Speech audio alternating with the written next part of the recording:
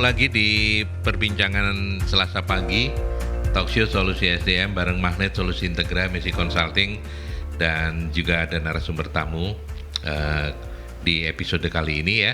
Kita akan membahas tentang peran Korpu. Korpu itu adalah Corporate University dalam peningkatan kompetensi karyawan, bersama CEO dari Magnet Solusi Integra Misi Consulting, ada Ibu Novianing Tiasuti. Ya, betul ya namanya ya. Betul, Mas. Ya.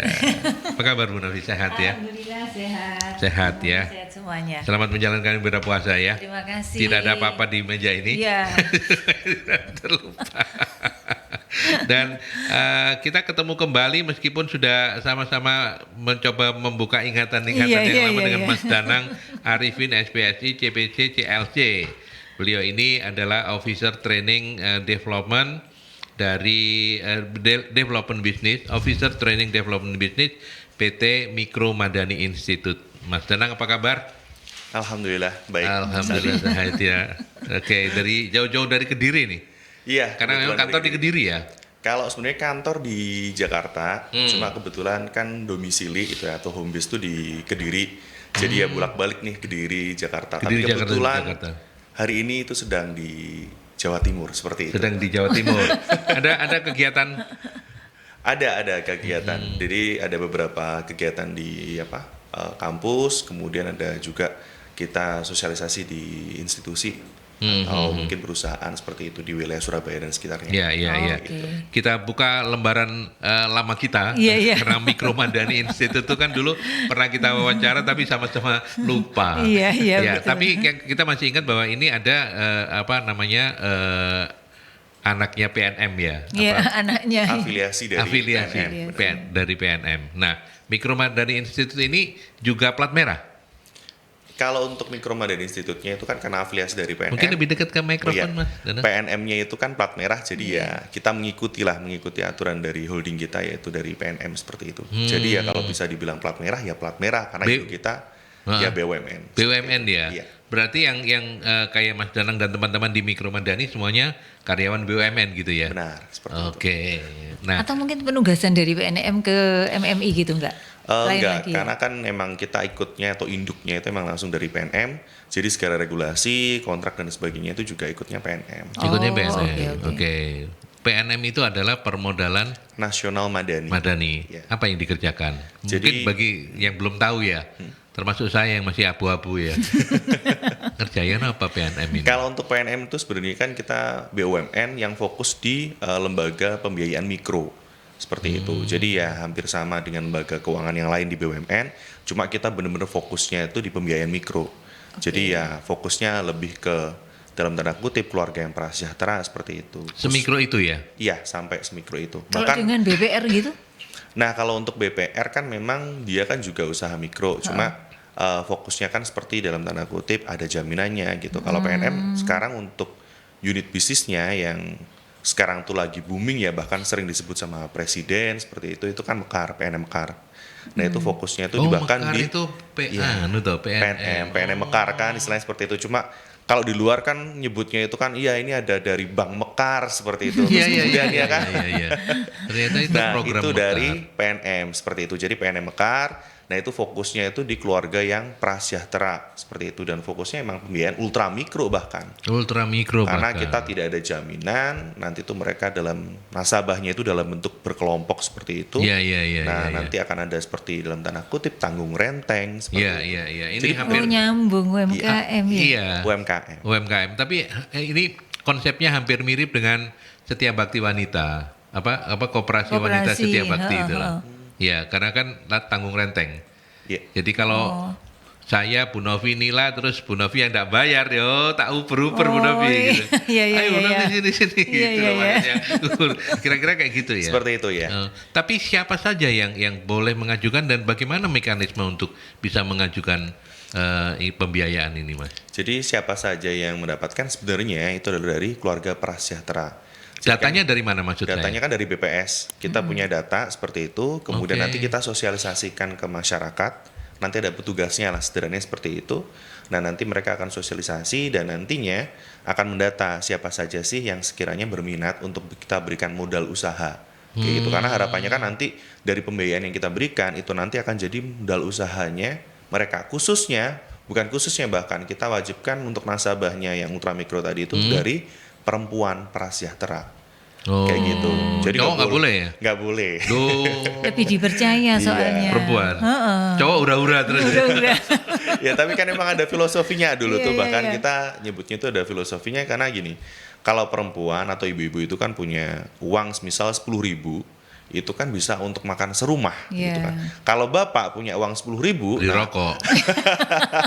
Yang rokok loh nanti ya. ke Giras kayak gitu kan ya, beli kopi seperti itu. Nah, Oke. kayak gitu. Makanya dibilang lebih pinter dalam memanage keuangan di keluarga sehingga yaitu kita fokuskan ke ibu-ibu prasejahtera. Oke, berarti PNM itu boleh penetrasi langsung ya? Tidak harus melalui RT, RW gitu tidak? Biasanya nanti di awal ketika baru istilahnya buka kantor unit di Nun sewunya itu ke ya, nanti pemangku wilayah gitu ya. benar sekali ke perangkat-perangkat desa, tapi untuk awal biasanya kita ke kantor kecamatan, kemudian nanti ketika kita sosialisasi di desa yaitu tadi kita nembusnya ya ke perangkat-perangkat desa lah seperti itu.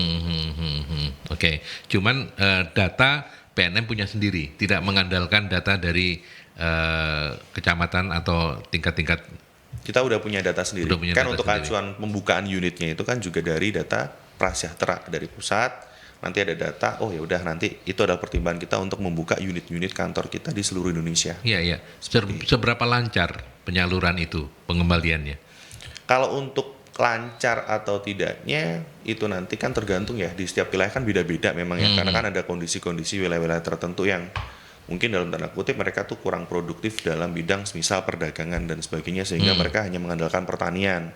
Nah itu kan bisa jadi kan pertanian kan misal 3 atau 4 bulan sekali baru panen dan sebagainya seperti itu. Sehingga nanti ya tergantung dari emang wilayahnya. Seperti itu. Cuma untuk lancar atau tidaknya untuk sampai saat ini bahkan kita di angka sekitar 15 juta nasabah. Seperti itu. Yang awalnya di tahun sekitar kita mulai start untuk bisnis unit Mekar ini kan 2015 akhir. Sekarang udah berjalan hampir 9 tahun ya, 9 tahun ya. Nah itu udah di angka sekian, bahkan ya target dari pemerintah pun kalau kemarin ya target dari Pak Jokowi itu kan ya mintanya tuh naik-naik terus gitu, karena kan harapannya semakin banyak masyarakat yang bisa terdampak dari program yang baik ini gitu. Seperti itu. Ya, kalau sementara di sisi yang lain ada juga KUR ya. Ya, Kur. Itu kurang lebihnya sama ya. Di atasnya kur atau di bawahnya kur? di bawahnya KUR. Oh di bawah. Ya, Berarti KUR kan plafonnya lebih rendah dari KUR. lebih rendah dari KUR. Berapa maksimalnya, Mas? Kalau di kita itu kan memang ada maksimalnya misal sampai 15 juta. Cuma untuk prosesnya bisa sampai plafon 15 juta itu kan butuh proses nanti ada yang mengikuti berapa kali siklus pembiayaan dan angsuran seperti itu. Untuk awal kita antara 2 sampai 3 juta, nanti ya bertahap. Misal sudah lunas nanti bisa ambil lagi yang lebih besar. Kita lihat dari kayak histori angsurannya itu lancar atau tidaknya seperti itu. Kalau ini kan kelompok ya. Satu kelompok itu berapa orang? Itu minimal 10, tapi ada juga regulasi itu 7 orang.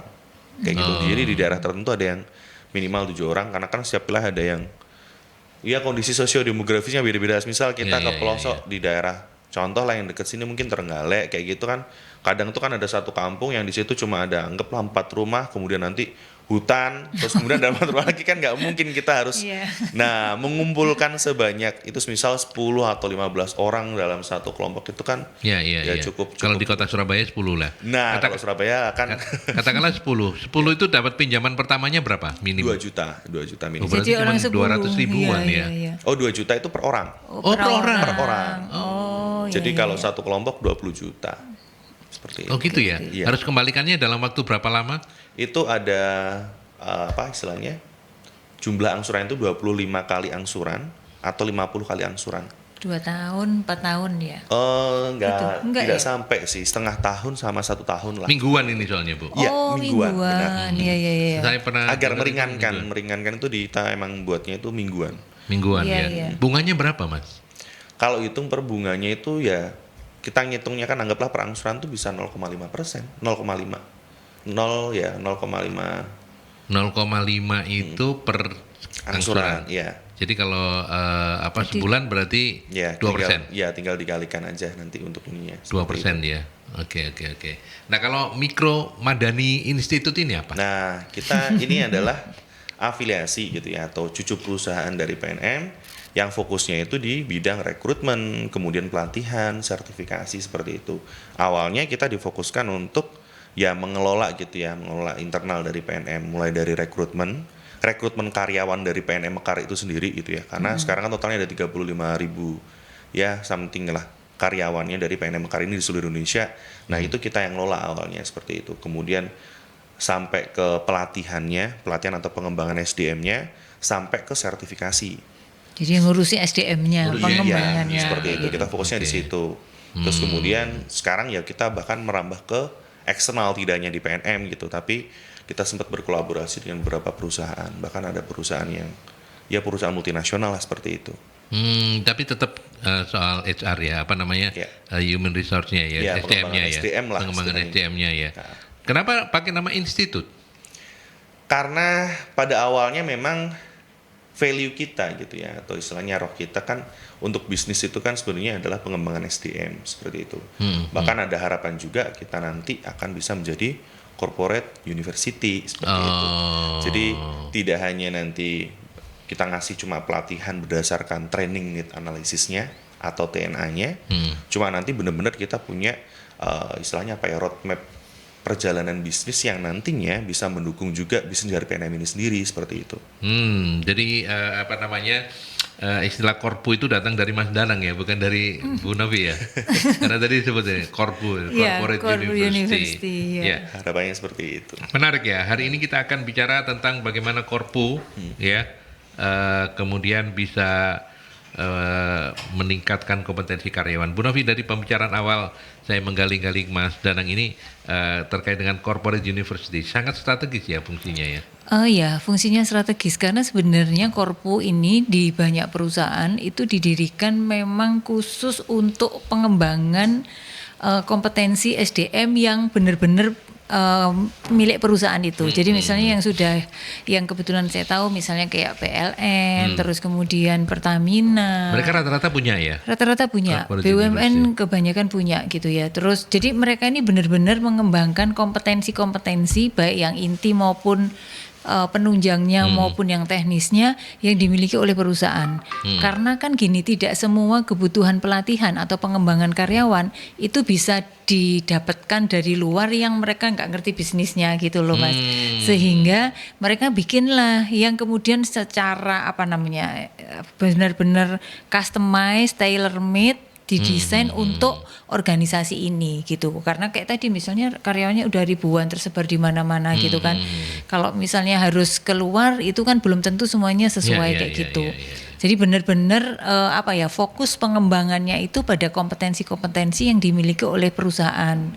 Seperti itu Mas. Jadi baik yang tadi core kompetensinya untuk penanaman values, nilai-nilainya, terus kemudian kompetensi manajerial atau leadership yang dibutuhkan, termasuk juga kompetensi teknisnya kayak gitu. Jadi karena mereka punya orang-orang di dalam yang expertnya, yang ngerti benar bisnisnya, mereka inilah yang kemudian akan menjadi tutor, fasilitator, menjadi mentor, yang kemudian ini tadi makin berkembang dengan case-case atau praktek-praktek yang khusus yang dimiliki oleh perusahaan itu gitu Mas.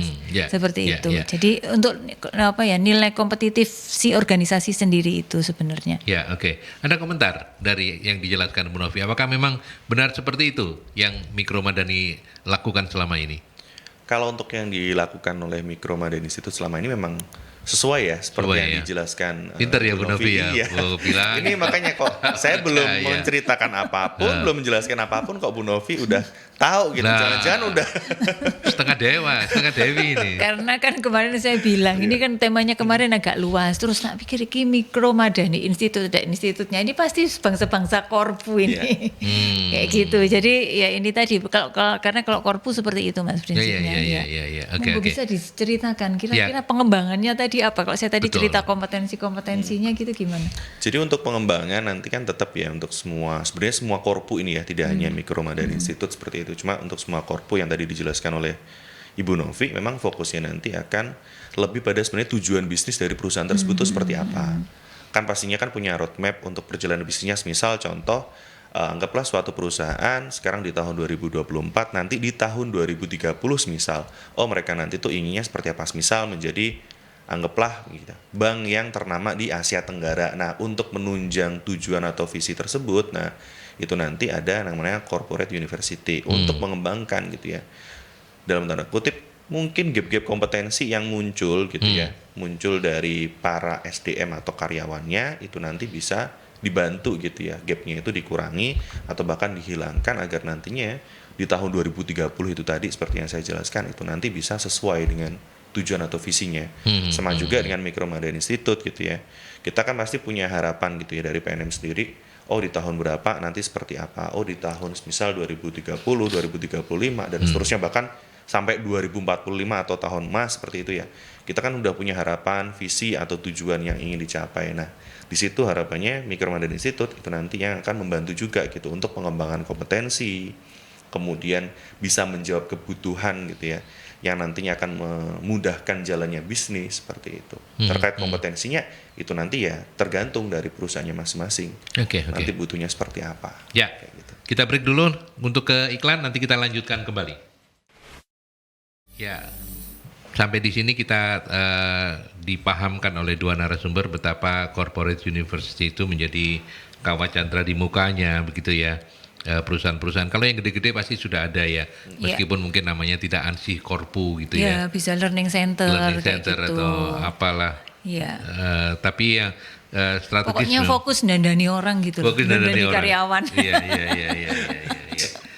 Dan apa namanya?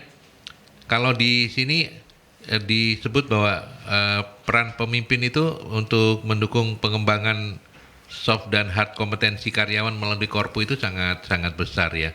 Nah, kalau di Micro Madani juga seperti itu ya. Biasanya memang pemimpin dari masing-masing divisi kah yang kemudian lebih mengarahkan ke Micro Madani, atau Micro Madani bisa melakukan mapping juga. Gimana kalau yang terjadi, Mas? Kalau untuk proses yang terjadi memang biasanya itu ada permintaan ya? dari pemimpin ya. Kan kalau untuk di PNM sendiri itu kan kita tersebar di seluruh wilayah Indonesia. Nah, nanti dari cabang-cabang gitu ya di kota-kota tertentu itu yang minta ke Micro Madani Institute untuk dibuatkan gitu ya skema pengembangan SDM atau pelatihan lah, kita nyebutnya seperti itu, pelatihan seperti apa sesuai kebutuhan di cabang tersebut. Kayak gitu.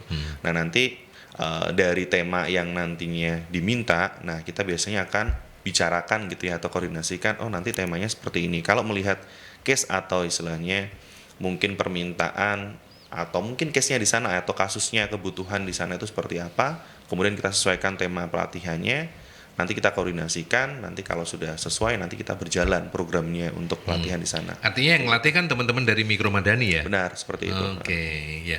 Bu Novi, kalau pengalaman Bu Novi menangani beberapa selama ini begitu ya, beberapa perusahaan-perusahaan BUMN lah ya, apakah seperti apa misalnya korpu ini menghadapi tantangan begitu? Yang sering kali jadi tantangannya itu apa? Yang sering kali jadi tantangan itu kan karena ini mungkin sudah kasus agak lama, maksudnya cerita lama, tapi mungkin masih terjadi juga. Apa ya, ini mau jadi rahasia umum, kayaknya juga sudah rahasia umum gitu. Jadi kadang orang-orang yang ditaruh di diklat, dulu bahasanya diklat itu ya, adalah orang-orang yang apa ya, mokong, mokong atau yang ditoto lah ya. Iya, atau orang yang dia bukan tidak cocok di struktural, mungkin dia punya case atau apa sehingga ditaruhnya di sana gitulah gitu. Kebanyakan dulu yang saya tahu itu dulu sampai ada yang bilang kalau mereka ini berkarir di diklat, zaman dulu itu namanya diklat, itu berarti sudah kayak angin mati gitu loh Mas. Kayak gitu. Jadi apa namanya, bukan orang potensial gitulah kayak gitu. Karena yang namanya talent itu biasanya yang ditaruh di struktural, yang bagian dobrak yang kayak gitu, yang strategi. Kalau ini kan bagian dandan-dandan yang dianggap sederhana gitu ya, bukan sederhana sih, karena prakteknya sebenarnya tidak mudah kayak gitu. Nah itu tadi, jadi personilnya yang ada di sana ini memang bukan orang-orang yang dalam tanda petik itu kemudian apa ya, kok dirumahkan ya namanya apa? Di apa ya, di kota atau mungkin orang-orang yang apa namanya bermasalah kayak gitu Mas. Itu Itu dulu banyak saya lihat seperti itu. Jadi yang wis ndak mumpuni di lapangan, udah ini taruh aja di dimasukkan ke diklat kayak gitulah. Nah, jadi akhirnya bukannya dandani orang, dandani diri sendiri aja nggak bisa gitu kan. Tantangannya bisa jadi seperti itu, Mas. Lalu yang kedua, kalau saya lihat ini sebenarnya tadi itu juga sudah sempat disampaikan oleh Mas Danang, bagaimana kita itu Korpu ini bisa memenuhi kebutuhan internal di satu sisi, kemudian juga menyelaraskan dengan tuntutan yang ada di luar.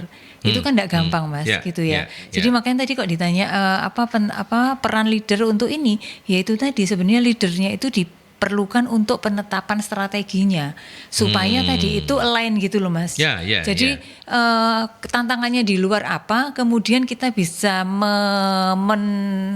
menerjemahkannya juga menjadi juga sesuatu yang dibutuhkan di dalam gitu. Jadi bisa diimplementasikan di dalam. Lah mengkombinasikan itu tantangan yang sebenarnya luar biasa, Mas, gitu. Jadi terus kemudian yaitu tadi benar-benar harus menetapkan materi atau kurikulum yang sesuai dengan kebutuhan organisasi, karena ini benar-benar sudah tailor made. Nggak bisa misalnya, bukan nggak bisa ya, agak jauh materinya kalau misalnya katakan sama-sama ngurusi pengusaha UMKM gitu ya, pengusaha kecilnya punyanya BRI mungkin atau punyanya Mandiri diambil ke PNM gitu. Bisa jadi ini ada yang nggak cocok gitu loh, karena pendekatannya beda. Kayak tadi kan customernya nasabahnya tuh yang tanggung renteng. Terus kemudian ada kriterianya yang tadi itu mungkin bisa jadi beda. Nah, ini kan kalau misalnya pendekatan secara spesifiknya itu bisa jadi beda gitu kan, Mas. Seperti itu. Jadi tadi itu integrasi ke dalam dengan yang di luar. Terus kemudian menyesuaikan strateginya. Lalu kemudian itu tadi bagaimana membuat atau menetapkan materi yang sesuai dengan benar-benar kebutuhan dan itu menjawab tantangan gitu. Benar-benar praktikal yang kemudian kalau itu diimplementasikan itu menjadi sesuatu yang menguatkan si organisasi ini benar-benar memberikan nilai tambah. Sama itu tadi mengaitkan mengimplementasikan values-nya perusahaan di dalam ini tadi. Jadi supaya kemudian bukan yang dipelajari itu bukan hal yang sifatnya teknis saja, tetapi juga hal yang sifatnya value itu yang goib itu loh, Mas, yang soft kompetensinya itu mereka ini bisa menjadi internal itu bisa saling support, terjadi jejaring yang bagus secara internal, kemudian membuat mereka merasa memiliki organisasi, bangga dengan organisasinya kayak gitu, Mas. Nah, itu yang perlu di dalamnya itu dibikin menjadi seperti itu. Oke. Tantangan zaman now kan pasti beda gitu ya. Nah, Mas Danang kalau misalnya berkomentar atas penjelasan dari Bu Novi soal persepsi itu kan di masa lalu itu kalau orang-orang yang ada di diklat itu justru bukan orang-orang pilihan gitu ya, tapi orang-orang yang ya kalau sekarang nggak bisa, Mas, ya. Nah, ya makanya ini kan zaman now kan beda gitu. Beda. Nah, gimana komentarnya, Mas Danang? Ya, saya juga memahami gitu ya apa yang disampaikan oleh Ibu Novi tadi gitu kan. Saya dulu juga pernah gitu tahu pusdiklat ya istilahnya ya, pusat pendidikan dan latihan gitu di beberapa perusahaan memang ditujukan untuk karyawan-karyawan atau mungkin pegawai-pegawai gitu ya nyebutnya dulu, pegawai-pegawai yang bermasalah gitu ya, yang tidak perform dan sebagainya. Kalau sekarang malah sebaliknya gitu. Jadi yang masuk di dalam programnya Korpu gitu ya, itu biasanya adalah orang-orang pilihan. Orang-orang pilihan yang mungkin akan promosi atau mungkin akan mendapat menempati lah fungsi-fungsi jabatan yang fungsional atau strategik seperti itu, sehingga sederhananya mereka disekolahkan di corporate university agar nanti mereka siap gitu dengan segalanya itu maksudnya terkait hard skill-nya atau soft skill yang tadi disebutkan oleh Bu Novi, itu soft skill yang goib gitu ya, yang tidak terlihat tapi memang nyata gitu ya. Karena saya sendiri juga ada pengalaman gitu di beberapa perusahaan itu emang yang pertama gitu bukan terus kemudian nanti mereka minta pelatihan atau training terkait kompetensi-kompetensi tertentu gitu. Biasanya malah permintaan pertama itu adalah penguatan value terkait perusahaan gitu. Nah, kayak beberapa istilahnya ya, kemarin klien gitu ya di perusahaan yang cukup ternama gitu. Nah, itu kan juga mereka bahkan minta tuh sampai core value-nya perusahaan tersebut sama, ya ini adalah perusahaan BUMN ya, jadi core value akhlak gitu ya, itu benar-benar bisa diimplementasikan kepada karyawan mereka yang mengikuti program yang kita selenggarakan atau Mikro Madani Institute selenggarakan. Barusan juga kemarin banget itu juga saya ada permintaan juga dari salah satu perusahaan swasta di Jakarta gitu ya. Itu juga sama, permintaan pertamanya adalah penguatan value gitu ya. Agar karyawannya itu punya integritas terhadap perusahaan tempatnya bekerja gitu. Baru nanti setelah dikuatkan itu nanti kompetensinya yang sesuai gitu ya. Misal kompetensi kemarin requestnya adalah kompetensi leadership sama penguatan komunikasi gitu ya. Nah, itu baru kita berikan kayak gitu. Jadi apa yang disampaikan Bu Novi tadi yang terkait goib gitu ya atau soft skill yang ternyata itu nggak terlalu teknis gitu, tapi nyatanya sekarang tuh malah dianggap adalah hal yang penting. Iya. Karena setiap generasi memang beda. Betul. Beda karakteristiknya. Iya. Nah, kalau misalnya ada pertanyaan, kapan sebuah perusahaan itu sudah merasa sudah harus punya sebuah corporate university, itu jawabannya apa, Bu Novi? Atau ukurannya apa? Ukurannya perusahaan yang secara operasional itu cukup luas gitu ya, karena ada satu pusat pembelajaran yang bisa melayani semua kayak gitu Mas. Jadi itu pasti jumlahnya banyak dan tersebar kayak yang di PNM seperti itu. Terus kemudian ya kalau saya bilang ya secara jumlah karena terpisah seperti itu. Kalau misalnya perusahaan-perusahaan yang masih jumlahnya kecil ya mungkin lebih ke kayak subdivisi gitu ya, yang nangani secara khusus tidak harus dalam bentuk sebuah korpu gitu ya. Betul. Jadi kayak people development lah kayak gitu, people culture biasanya bahasa-bahasanya menjadi seperti itu. Artinya yang mendevelop orang, tapi ini ada satu bagian yang memang secara khusus tugasnya itu sudah tadi itu Mas dandani orang gitu loh. Jadi mulai dari orang masuk sampai kemudian di kesehariannya seperti apa supaya kemudian penguatan culture nilai-nilai yang ada di perusahaan itu dapat kayak gitu Mas. Gitu. Mungkin bisa nambahin Mas. Tadi itu kapan bisa butuh korpu gitu. Jadi kalau untuk kapan butuh korpu memang ya kita biasanya membutuhkan korpu gitu atau perusahaan membutuhkan korpu kan kalau perusahaan itu udah dalam skalanya cukup besar untuk dari sektor bisnisnya atau sektor jumlah SDM seperti itu. Terlebih kalau di PNM tadi kan juga udah disampaikan gitu ya, itu kan tersebar di seluruh Indonesia, sehingga kan bisa mengcover dari kebutuhan di semua area seperti itu. Tapi yang terpenting di sini sebenarnya bukan terkait jumlah atau skalanya, tapi dari kebutuhan terkait apa sih yang mau ditingkatkan seperti itu. Kita kan bakal melihat metrik kompetensinya, kemudian dari metrik kompetensi yang istilahnya nanti harus dipunyai oleh para karyawan kita, itu nanti kan bakal terlihat gapnya.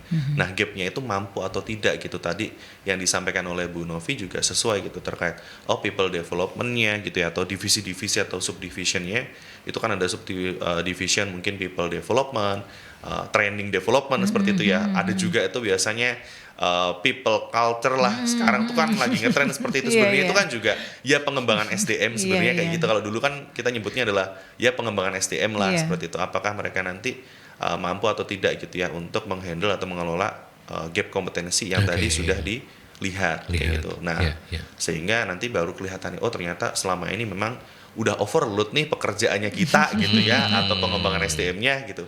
Sehingga kan alangkah lebih baiknya kenapa tidak benar-benar kita buat seperti sekolah, seperti yang tadi disampaikan Bu Novi juga, nanti benar-benar ada kurikulum ajarnya gitu ya. Di tahun pertama karyawan itu bakal mendapatkan apa sih, di tahun kedua itu seperti apa sih, tahun ketiga sampai nanti mereka menjadi leader-leader di masa depan seperti itu.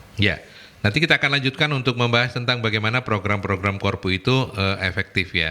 Apakah seefektif apa begitu? Apakah tetap perlu distrategikan untuk supaya karyawan bisa lebih engage dengan program-program korpu? Tapi kita ke iklan dulu ya, nanti kita lanjutkan kembali. Oke, kita lanjutkan kembali. Tadi kita sudah banyak membahas tentang sedemikian strategisnya fungsi korpu ya, untuk meningkatkan soft dan hard kompetensi dari karyawan gitu ya. Tapi sebelum kita lanjut dengan pertanyaan saya tadi soal seberapa perlunya strategi agar program korpu bisa dijalankan secara efektif, saya ke Pak Danu dulu. Bagaimana corporate university bisa menjadi support peningkatan tim sales perusahaan? Wah, ini lebih ke salesnya. Gimana Mas Danang? Jadi untuk peningkatan sales gitu ya, itu berarti kan nanti kan hubungannya ya terkait sebenarnya pelatihan atau mungkin pengembangan SDM seperti apa gitu ya yang dibutuhkan oleh tim salesnya seperti itu. Karena kan bervariasi ya dari setiap perusahaan itu kan tim salesnya itu kan juga kompetensinya berbeda-beda gitu ya. Ada yang memang benar-benar fokus di digital marketing misal, ada yang fokus tuh benar-benar canvassing seperti itu. Nah, kalau canvassing kan berarti dibutuhkan kan misal mungkin skill atau kompetensi di bidang komunikasinya dia, public speakingnya dia kayak gitu. Kemudian kalau digital marketing kan lebih ke terkait mungkin desain gitu ya, mungkin data analisis seperti itu kan. Jadi ya kita ngelihat itu disesuaikan lah dengan kebutuhan di masing-masing perusahaan. Cuma kalau apakah penting atau tidak, ya pasti penting gitu ya, karena kan setiap perusahaan itu kan pasti butuh pengembangan ya, butuh pengembangan SDM-nya lah, kemudian ada pengembangan bisnisnya gitu kan. Nah nanti dari Korpu itu nanti yang akan bisa nih membawa ke arah yang diinginkan sesuai dengan visi dari perusahaan kayak gitu. Iya. Bu Novi, Korpu sendiri itu memang harus menjalankan sampai memberikan pelatihannya atau hanya menyusun kebutuhan dan kemudian bisa bekerja sama dengan beda sama Mikro Madani ya. Kalau Mikro Madani kan pasti punya orang-orangnya untuk menjalankan itu. Tapi misalnya di sebuah perusahaan misalnya di perusahaan swasta gitu yang punya Korpu ya, dan kemudian tadi pertanyaan ini di tim sales, berarti kan memang tergantung nanti programnya seperti apa. Nah itu apakah secara ideal Korpu yang ada di perusahaan itu punya orang-orang yang bisa melatih itu atau bisa bekerja sama dengan pihak luar ya? Dalam prakteknya ya Mas, itu satu selain melatih orang-orang yang di dalam untuk perusahaan sendiri, itu mereka pada akhirnya juga membuka peluang-peluang untuk melatih orang-orang di luar perusahaan. Bahkan terus kemudian jadikan kayak unit bisnis yang profit center kayak gitu Mas. Oh gitu ya? Seperti itu. Jadi artinya Korpu perusahaan ini harus punya orang-orang yang bisa melatih ya? Betul. Jadi punya trainer-trainer, fasilitator yang mereka ahli-ahli di bidang tertentu. Nah biasanya karena dianggap dia ahli di situ, ada perusahaan lain di luar yang misalnya sejenis dan melihat ilmunya itu penting. Nah mereka bisa minta gitu loh, minta orang di sini kan ini pengalamannya udah ngelontok A sampai Z gitu kan Mas gitu. Sehingga aku mau diajarin dong ilmunya itu yang gimana kayak gitu. Iya, oke. Mas Danang kalau gitu di Mikro Madani Institute ini palu gada ya? Apa lu butuh gua ada gitu ya? Kalau bisa dibilang palu gada, sangat palu gada ya bahkan ya. Sangat palu gada ya? Gitu ya, apapun permintaan gitu ya. Setengah dewa semua deh yang ada di situ, termasuk dirimu ya. Jadi bahkan gitu ya, dulu itu kan ada salah satu permintaan dari instansi gitu ya, instansi pemerintahan di 3 kota di Jawa Timur gitu ya. Karena dulu kan saya pegang rekrutmen sehingga kan relasi saya di beberapa dinas itu kan banyak gitu. Kemudian mereka tuh ada kegiatan atau event seperti itu. Terus eventnya itu hybrid. Jadi ada yang tatap muka, ada yang streaming, by streaming atau online kayak gitu. Yang dipikirkan pertama kali nama saya, kemudian tiba-tiba telepon, Mas Danang minta tolong dibuatkan event hybrid seperti ini, bisa nggak ya? Ya udah saya jawab bisa Bu gitu. Padahal ketika telepon itu tutup saya juga mikir itu gimana caranya gitu ya. Padahal infrastruktur aja gitu kan pasti kan juga kita harus menyiapkan dan sebagainya seperti itu. Sedangkan tim kebanyakan itu di kantor pusat di Jakarta kayak gitu. Tapi ya alhamdulillah gitu, bahkan tahun kemarin tuh repeat order, di tahun ini semoga bisa repeat order lagi gitu. Ternyata malah cocok. Iya Mas, beda Mas ya. Kalau yang mungkin IO nyebutnya kan seperti itu akhirnya. IO yang lain tuh biasanya kalau bikin program atau bikin event itu seperti ini. Tapi kalau di Mas Danang tuh ada value lebihnya loh ya gitu ya. Bahkan ada pendekatan-pendekatan yang itu biasanya nggak dikasih sama IO. Kalau IO biasanya kan cuma yaudah kebutuhannya apa, teknisnya itu apa, yaudah disiapkan cuma itu aja. Tapi kalau dari Mas Danang tuh sampai bantu nyiapin konsep acaranya nanti, alurnya, bahkan skenario, bahkan suasana yang ingin dibangun seperti apa, kayak gitu. Nah itu kan cukup ya, akhirnya ya mikir, iya palu gada gitu. Iya benar, saya setuju dengan sangat palu gada ya. Kalau teman-teman IO mendengarkan program ini bisa terancam nanti. Karena Mas Danang bukan cuma bisa bikin eventnya, tapi kemudian bikin ada filosofinya eventnya itu yang luar biasa. Oke, kita ke Bu Dewi. Tadi disebut Korpu idealnya dilakukan di perusahaan besar. Apakah perusahaan kecil atau perusahaan keluarga tidak membutuhkan Korpu? Tadi sebenarnya sudah dijawab Bu. Butuh tapi namanya bukan Korpu lah ya. Betul. Apa. Tapi kalau memang dibutuhkan, apakah treatmentnya sama seperti perusahaan besar? Monggo silakan Bu Novi dulu deh. Oke, yang penting itu ada pelaksana gitu ya, yang akan menjadi kayak apa ya, kayak otaknya yang Otaknya. otaknya yang Think tanknya think gitu ya. tanknya gitu ya, yang tahu tentang people development, intinya kayak gitulah Oke. Mas, kayak gitu. Jadi dia tahu konsep-konsepnya, apa yang dibutuhkan. Kalau ada kondisi-kondisi seperti ini, dia tahu apa ya, melakukan analisa, narik benang merahnya seperti apa, terus kemudian karena dia belajar untuk tadi itu dandani orang, sehingga kemudian kalau seperti ini maka pendekatannya harus seperti apa. Nyusun materi ini yang karena ketika nyusun materi itu kalau misalnya baru pengenalan itu Ya. bisa lewat kelas gitu ya, lewat yang sifatnya mungkin kayak tatap muka. Tapi kalau sudah lebih dalam itu kan sudah lebih ini lagi harus pakai workshop gitu kan. Kalau mau kemudian lebih ke prakteknya gitu loh Mas. Jadi kalau tatarannya knowledge berarti ini cukup masih tatap muka Ya. kelas gitu. Tapi kalau sudah ini bisa diskusi, workshop, praktek, pakai case analisis kayak gitu Mas. Sampai kemudian nanti materi-materi yang lain yang ketika sudah dipraktekkan mereka kemudian akan refleksi lagi sebenarnya apa yang bisa ditingkatkan dari solusi-solusi yang sudah diambil saat ini. Biasanya seperti itu sih. Jadi benar-benar mencari solusi atas kondisi misalnya gampangnya kok di perusahaan itu kasus-kasus ketidakproduktifan, pelanggaran-pelanggaran yang ini kaitannya dengan values ya Mas. Termasuk misalnya kegagalan-kegagalan atau banyaknya kesalahan-kesalahan yang terjadi di pekerjaan seperti itu. Oke. Mas Danang punya komentar untuk menjawab pertanyaan dari Bu Dewi tadi? Ya, kalau mungkin menambahkan sebenarnya kan kalau Korpu kan tidak hanya itu sebagai sebuah lembaga ya atau institusi seperti itu ya. Tapi kan nanti terkait apa yang sebenarnya diberikan oleh Korpu tersebut gitu.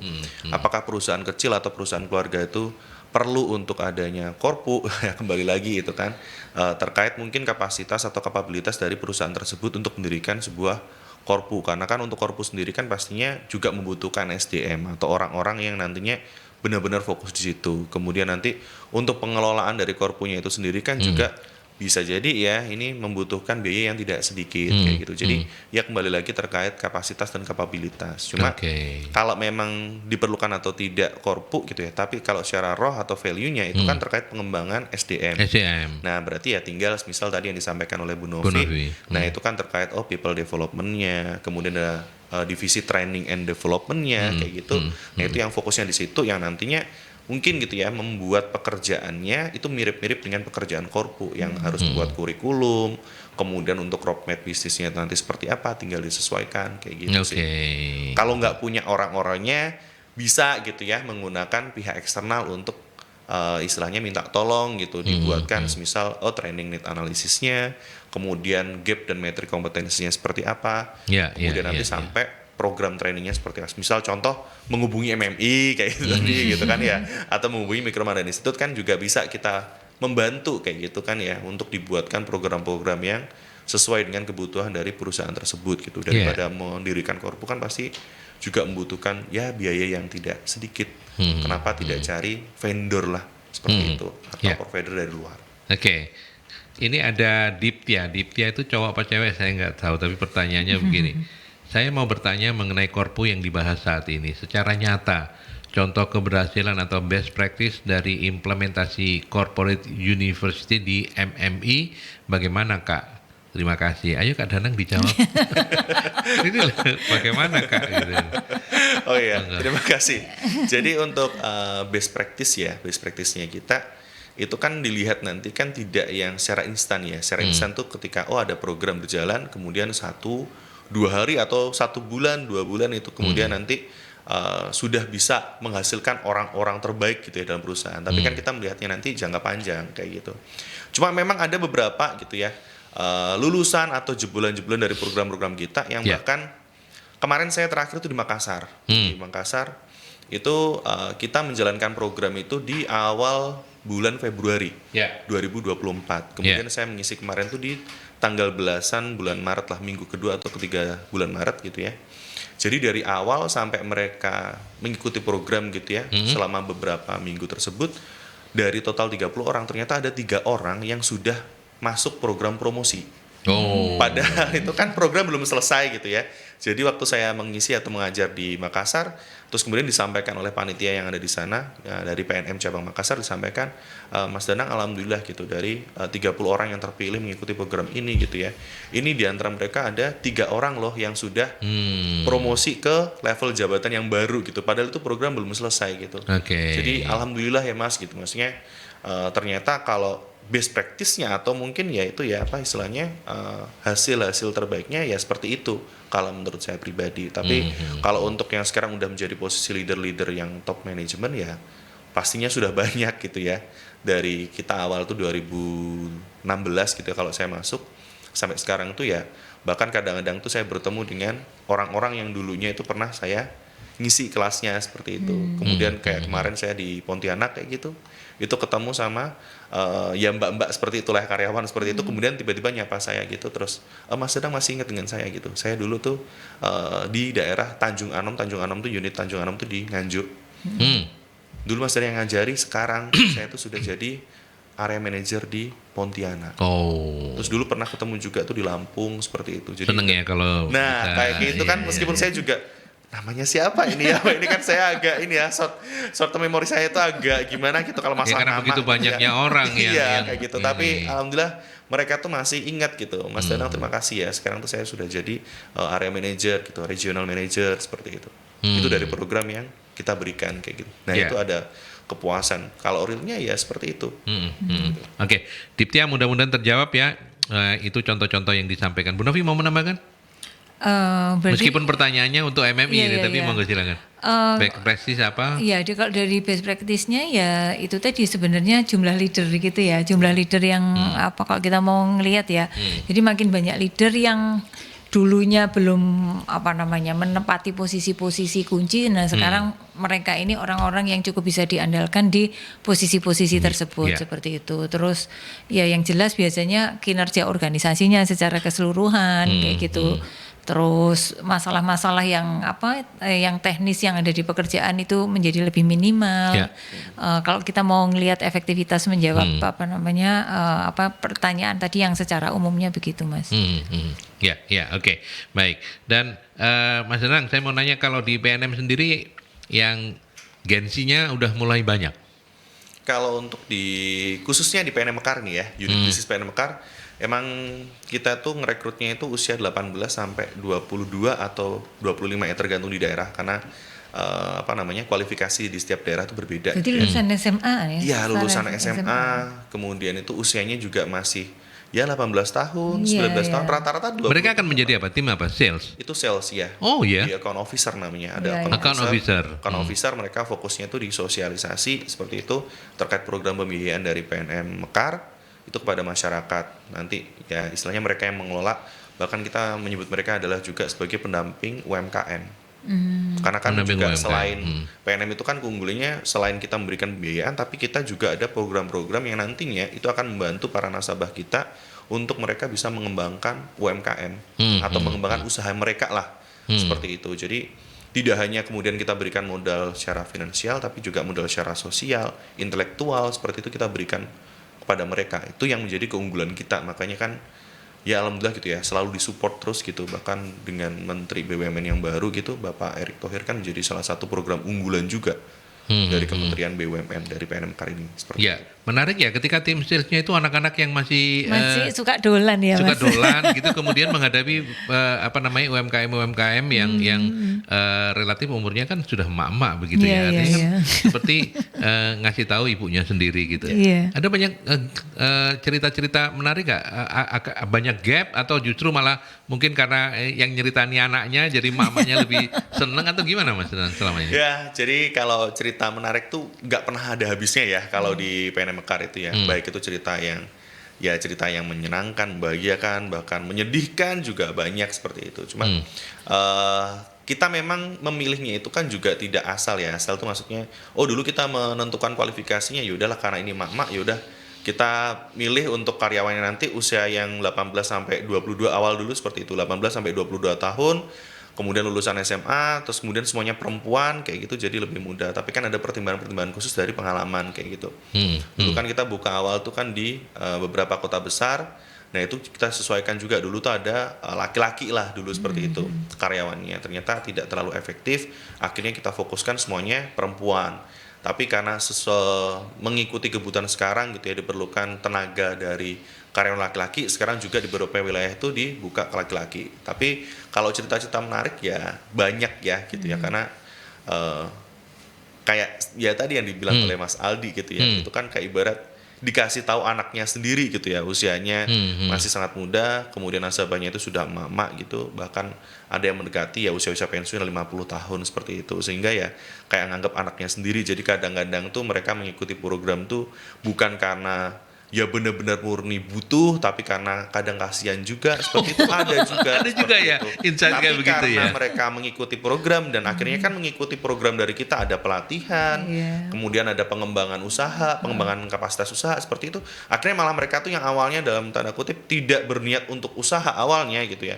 Tapi akhirnya mereka mendapatkan ilmu yang banyak, akhirnya malah mereka yang berhasil membuka usaha atau menjalankan usahanya kayak Oke, gitu. oh jadi nasabah Mekar itu juga mendapatkan pelatihan-pelatihan selain Mendapatkan permodalan ya? Ya, jadi selain modal finansial, tapi modal sosial juga, Supaya balik duitnya. Supaya modal balik duitnya. intelektual kayak Iya. gitu. Iya.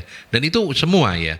Semua. Tidak, bukan bukan fakultatif ya, ditawarkan mau nggak diajarin, nggak, semua yang Tapi semuanya nanti yang menentukan itu dari PNM cabang yang ada di setiap kota seperti itu.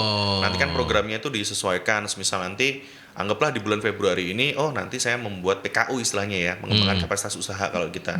Ada program PKU itu dilaksanakan di misal contoh Oke, kecamatan mana. Nah nanti nasabah di wilayah tersebut akan kita undang, akan kita berikan pelatihan kayak gitu. Ya Jadi memang pelatihannya couplingnya jelas ya, Ya. PNM yang ngurusin nasabah dan ininya, MMI yang mengeksekutornya gitu ya, yang Iya, eksekusinya di mendampingi supaya tadi tuh bisnisnya jalan, Mas. Kalau Iya, enggak iya, nanti iya. enggak bisa nyicil. Betul.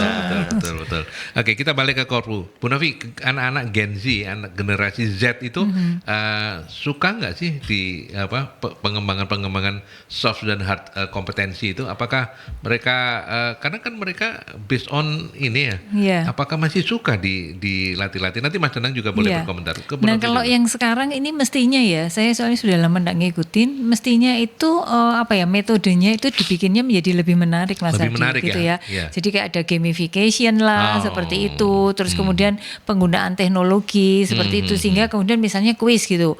Kalau kuis kan dulu mungkin ngerjain kayak gitu ya. Kalau sekarang begitu selesai mereka langsung tahu nilainya gitu kan. Jadi anak sekarang kan kepingin anak yang kepingin cepat gitu kan, sehingga tahu nilainya, segera tahu feedbacknya, aku oke nggak oke kayak gitu loh Mas. Kalau misalnya habis ngikutin pelatihan terus kan ada pre-test, post-testnya.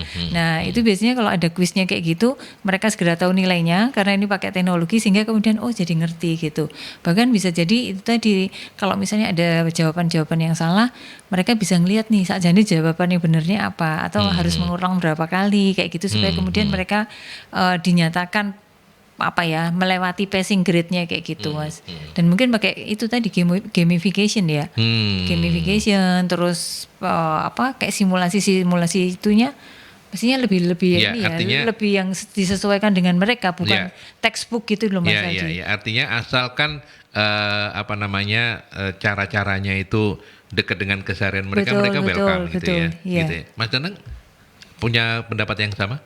Ya, ini melanjutkan ya apa yang disampaikan oleh Bu Novi. Sebenarnya kalau untuk mereka suka atau tidaknya itu memang berdasarkan metode dari Metode ya, betul ya. pelatihan atau program yang kita buat. Tadi sudah sempat di-spill sedikit ya kan dari Bu Novi juga. Itu adalah salah satu bahkan kunci atau spesialisasi kita, yaitu adalah gamification. Ibu Novi tadi kan sempat nyebut gamification. Itu memang dari kita gitu ya, Micro Madani Institute memang benar-benar sederhananya itu benar-benar mengunggulkan gitu ya metode yang kita pakai atau kita buat seperti itu.